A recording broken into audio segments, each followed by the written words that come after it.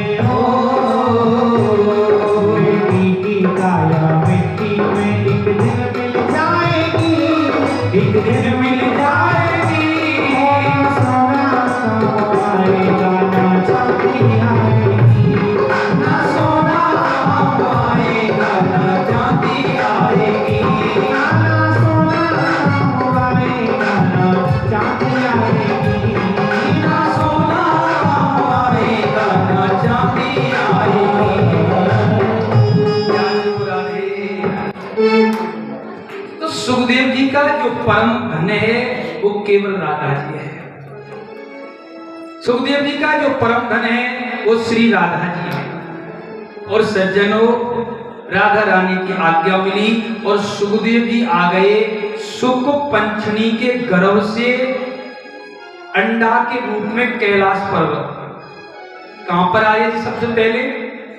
बोलो ना कछू, वो लगे फरीदाबाद की माता बहन गूंगी है, प्यार से गोरा दे। सबसे पहले सुखदेव जी कैलाश पर्वत पर आए। अब बर्फीला प्रांत, सज्जन परिस्थिति ऐसी बन गई, माता पिता कहीं निकल गए और अंडा जो है लुढ़कता लुढ़कता वो फूट गया। फूटे अंडे में तो जीव नहीं निकलता। अब भगवान को जब कोई भी काम करना हो तो फिर अपनी लीला करने के लिए भेज देते हैं नारद को। नारद ज्ञानम ददाति इति नारदः, जो अज्ञान का खंडन कर दे और हृदय में जो ज्ञान भर दे उसी को नारद कहते हैं। एक बात और है साहब, आजकल नारद जी के बारे में बड़ा ही लोगों ने वो बना रखा है, नारद भैया, नारद से तो भगवान बचावे। जिस घर में नारद चले जाते हैं उस घर में झगड़ा हो जाता है। नहीं, नारद जो है सज्जनों जिस घर में चले गए उस घर में मेरे नारायण अवश्य चले गए। अरे नारद तो ऐसे संत हैं, नारदो देव दर्शना। संत नारद का दर्शन साधारण नहीं है। और संत नारद बोले, संत नारद कहने लगे सुखदेव जी का प्राकट्य कराना है तो क्या करूं? चलो मैं शिव जी के पास चलता हूं। शंकर जी के पास पहुंचे।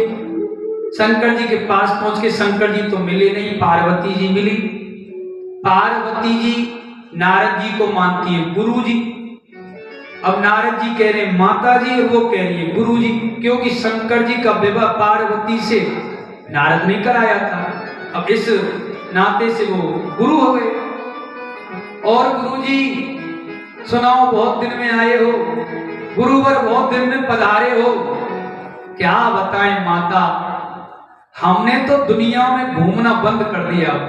क्यों? सुर नर मुन सबकी है रीति, स्वार्थ लाभ करे सब प्रीति। पूरा जगत स्वार्थी है, बनावटी प्रेम रह गया है लोगों में। जब तक काम नहीं हुआ तब तक प्रेम करेंगे, काम होने के बाद ये किसी काम का नहीं। बड़ा स्वार्थी है लोग, बड़े मानव स्वार्थी हो गए हैं। इसलिए हमने कहा कि अब आना जाना सब बंद, हरि भजन करेंगे। अभी माता बहनों को सामने चालू कर दो, फिर कहां रुकने वाली? ये तो मैंने रोक रखी है, इतनी घर में एक ना रुकती। प्यार से करा दे। एक शादी हुई थी तो बहन जी बोली बताओ तुम क्या खाओगे अपने आदमी से? बोली मैं कुछ नहीं, तू जो बनाएगी वो खा लूंगा। नहीं नहीं नहीं, जो कहोगे वो बनेगा। उसे दाल पसंद थी। इतने में बज गया फोन। ये फोन तो ऐसा है ग्राहक की तरह, कोई समय नहीं है इसका। फोन बज गया, इमरजेंसी में जाना पड़ रहा है। कहा तुम बनाओ, मैं अभी गया अभी आए। वो तो निकल गया, दाल बन के ठंडी भी हो गई, आया नहीं। अब जैसे ही घर में एंट्री करी, फिर देखो महाराज अब आए हो, कहां थे, कहां गए थे? कब से ये दाल बनी रखी है, खाई नहीं है, तुम्हारी वजह से भूखी बैठी हूं। वो बिल्कुल चुप, बिल्कुल शांत, मन में सोच रहा है अगर बोलूंगा कुछ तो आग में एक चम्मच घी के बराबर ही है। बिल्कुल शांत, मैं कब से बोल रही हूं, कुछ बोल भी नहीं रहे। उसने कहा कोई बात नहीं, हम ठंडी खा लेंगे, क्या हो गया आज मेरे सामने और बोलते हो?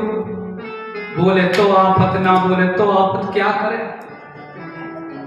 रसोई में गया, रसोई में जाके सज्जनों जो दाल रखी थी ना, कटोरी में वो दाल को लेके आया और उसके सर पर रख दे।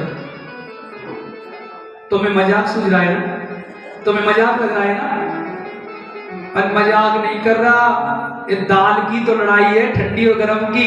तुम्हारा सर इतना गर्म हो रहा है, इस पर दाल को गर्म कर रहा हूं।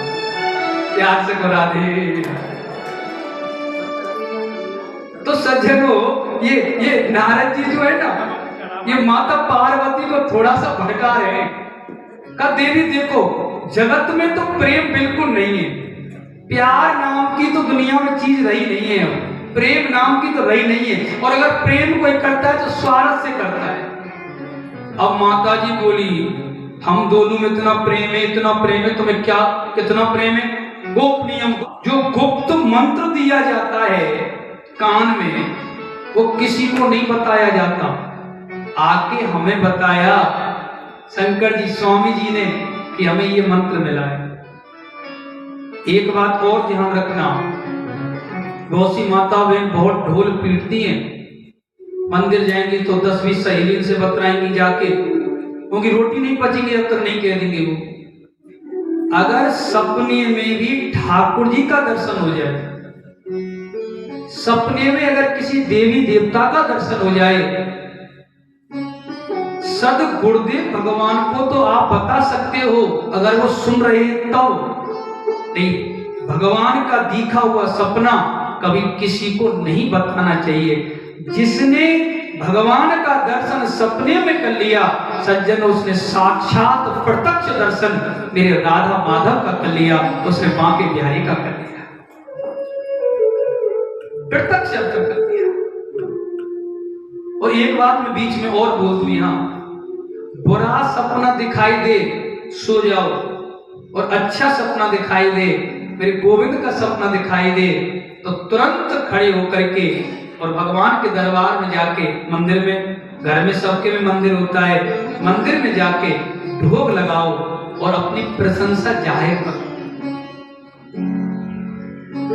यहां पार्वती जी कह रही है कि जिसका भी दर्शन होता है भोले बाबा को समाधि में, मुझे बता दो। नारद जी कहते हैं फिर तो ये भी बताया होगा कि गले में जो मुंडों की माला लग रही है उसमें किसके मुंडे हैं? अरे ये तो कभी नहीं बताया। नारद जी बोले प्रेम का तुमसे खाक करते हैं, कोई प्रेम नहीं करते हो। अच्छा माता राम राम, चल दिया। अब नारद जी चल दिए वहां से, भोले बाबा आ रहे थे, और जैसे भोले बाबा को देखा इशारे में कह रहे जल्दी जाना, माता याद कर रही है। भोले बाबा कह रहे तुम घर से आ रहे हो तो जरूर याद कर रही हो। और सज्जनों, भोले बाबा पहुंचे माता पार्वती कोप भवन में। कोप भवन जानो आप? आहा, अगर आज के समय में कोप भवन बन जाए ना सज्जनों, तो आधी जिंदगी तो ड्यूटी में निकल जाए और आधी ड्यूटी में निकल जाए। प्यार से बोला दे। और माता पार्वती तो कोप भवन में। शंकर जी गए, पूछा क्या बात है, क्या हुआ देवी, जरा हमें बताओ, आगे बताओ हमें क्या हुआ, कोई बात हो तो हमें प्रेरणा दो आप। का एक बात बताओ, तुम कपटी क्यों हो? मैंने कपटी उसे कहते हैं जो जिंदगी की कोई बात छुपाता है। मैंने पूरी लाइफ आपके सामने खोल के रख रखी है और आप कहते हो कि मैंने कोई बात छुपाई। पर तुम्हारे गले में जो ये मुंडों की माला है, इसमें किसके मुंड लगे? शंकर जी के नेत्र सजल हो जाते हैं। कहते हैं देवी, अगर तुम वास्तव में जानना चाहती हो कि मैं तुमसे कितना प्रेम करता हूं, तो ये मुंडों की माला इसका प्रमाण देती है। पर कैसे, क्या प्रमाण देती है? पर तुमने लीलाओं की खातिर बार बार देह का त्याग कर दिया। मैं अमर और अजर हूं, कभी देह का त्याग नहीं करता, लेकिन जब जब तुमने देह का त्याग किया, मैंने तुम्हारे मुंड को माला में डाला और अपने गले से लगा लिया। मैं तुम्हें इतना प्रेम करता हूं, तुम्हें इतना प्रेम करता हूं। बोली तुम कपटी नहीं, तुम महाकपटी हो। तुम कपटी नहीं, महाकपटी हो। पर अब क्या हुआ? पर ये हुआ कि मैं तो बार बार जन्म लेती हूं और मर जाती हूं, तुम अमर पड़े हो, अरे कौन सी दवा पिए, हमें भी पिला दो, उस दवा को हम भी पीना चाहती हैं। तो कहते हैं कि मैंने अमर कथा सुनी है, मैंने श्रीमद् भागवत कथा सुनी है, सुनाओ। यहां शंकर जी पार्वती जी को कथा सुनाते हैं। शंकर जी कहते हैं देवी मेरी कथा सुनाने का नियम है, कथा सुनाने का मेरा एक अपना सिद्धांत है कि मैं आंख बंद करके कथा गाता हूं। अब तुम लोग सुन रहे हो कि नहीं सुन रहे मुझे कैसे पता लगेगा, इसलिए तुम ओम ओम ओम सुनिए ध्यान से। पढ़ने वाले जितने भी बच्चे हैं वो भी यहां सुन लें और घर जाके आप बताएं। YouTube पर आप वीडियो सुने श्री श्री लवकुश महाराज जी के चैनल पर, घर जाके सब्सक्राइब करें ताकि आगे मिले और बच्चों को और भी सुनने को वहां पर आप सुना सकें। ज्यादा नहीं, 6 मिनट, ओनली 6 मिनट। आप कमरे में बैठ जाओ, घर में कहीं बैठ जाओ,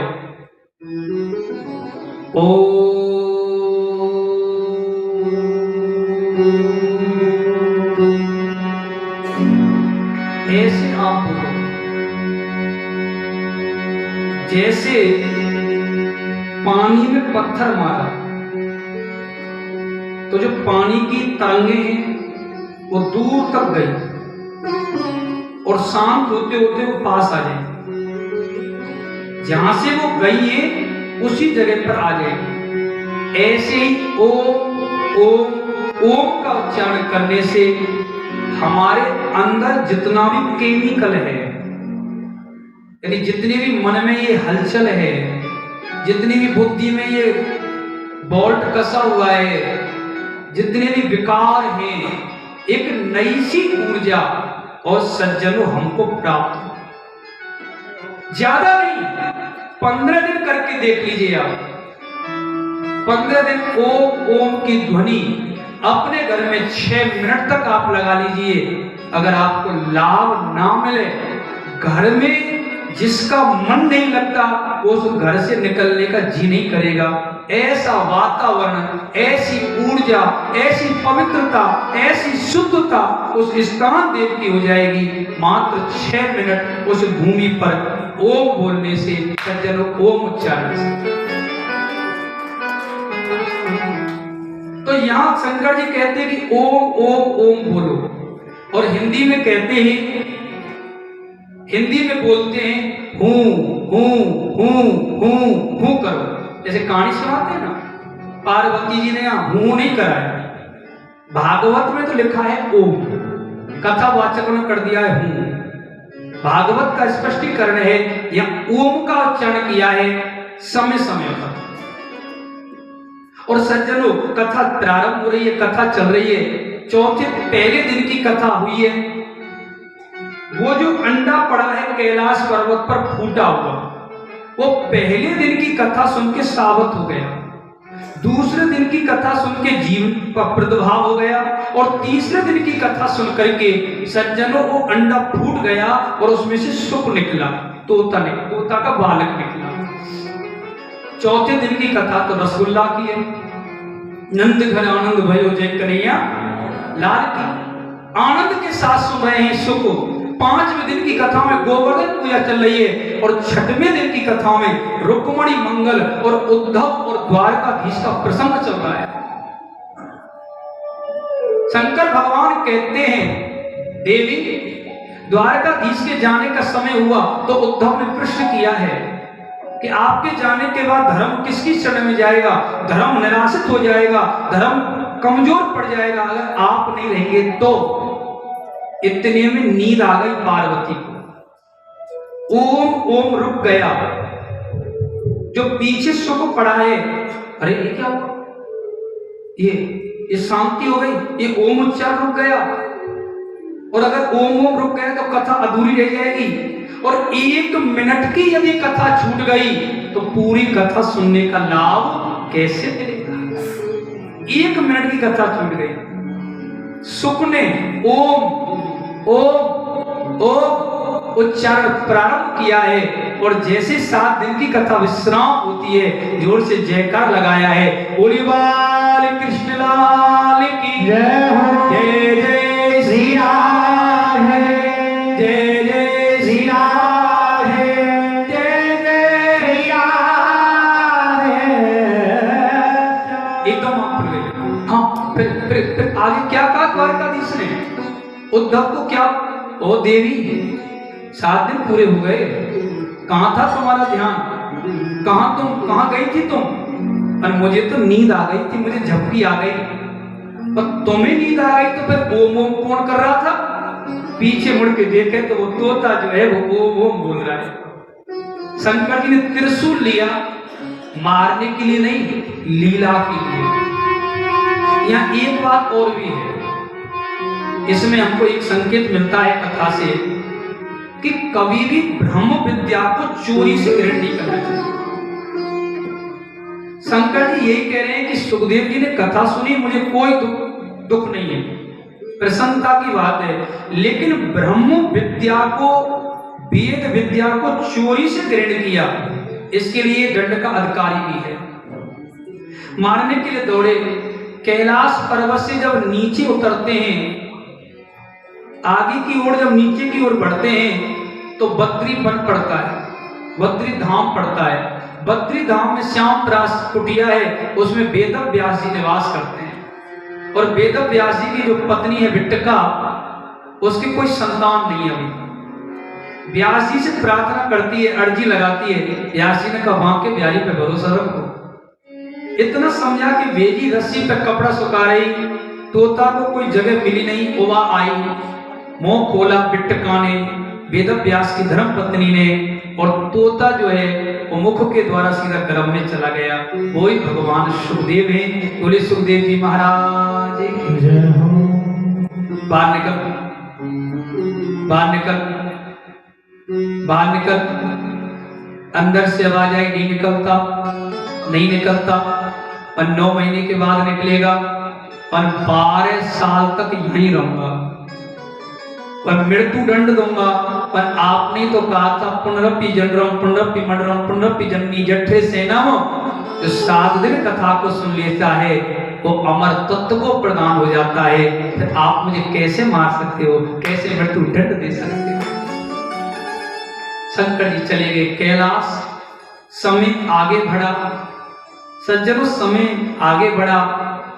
माता बिट्टका को ऐसे लगने लगा कि मेरे गर्भ में कोई संत है। बहुत ध्यान देना, 7वां महीना जब चल जाए गर्भवती माता बहन, हालांकि पहले महीने से ही उत्तरदायित्व बढ़ जाता है, फिर 7वें से और ज्यादा बढ़ जाता है। आजकल की माताएं गर्भवती बच्ची गेम देखती हैं, बच्ची। अब वो जब पेट में लात घुसाने सीख के आएगा तो भैया बाहर तो अपना एक्शन करेगा ही भाई, जिसके अंदर जो कला है वही तो अपना प्रदर्शन करेगा वो। तो पबजी गेम देखने के बजाय आजकल माता बहन भैया बेड आराम बताया है, अब देख रही है क्या कहलाता है रिश्ता। साथ निभाना, साथ दिया, फिर लौट आई नागिन, अब गाने चल गई, अखियों से गोली मारे, ये लो कर लो बात। ये सब जो है ना ये कुबुद्धि के कारण है। ये किसके कारण है? कुबुद्धि के। कल के चरित्र में ध्रुव जी का प्रसंग आएगा और ध्रुव जी की 2 माताओं का विषय है, सुनीति और सुरुचि। आज के इस प्रसंग को आप याद रखना और कल इसका आंसर ठीक से लेना, प्यार से पुरा दे। जो बालक है गर्भ में उससे प्रार्थना करी तो बालक ने जवाब दिया अंदर से कि मैं बाहर तो आ जाऊंगा, लेकिन मृत्यु लोक में तो विष्णु की माया बड़ी लंबी बड़ी विचित्र है और ये मुझे घेर लेगी। हाँ, अगर मुझे भगवान नारायण आकर के कहें तो मैं निश्चित बाहर आऊंगा। भगवान गर्भ में गए हैं, वचन दिया है कि मेरी माया का असर नहीं होगा। बालक बाहर निकला है, गर्भ से अवतार लिया है और वन की ओर चल दी है। और वन की ओर चल के सज्जनों, जब वन की ओर चल के जा रहे हैं ना, तो व्यास जी पीछे से चल रहे हैं, रुके नहीं है। पहुंच गए जंगल में, व्यास जी आ गए कुटिया में। सूत जी अपनी स्तुति में वर्णन कर रहे हैं।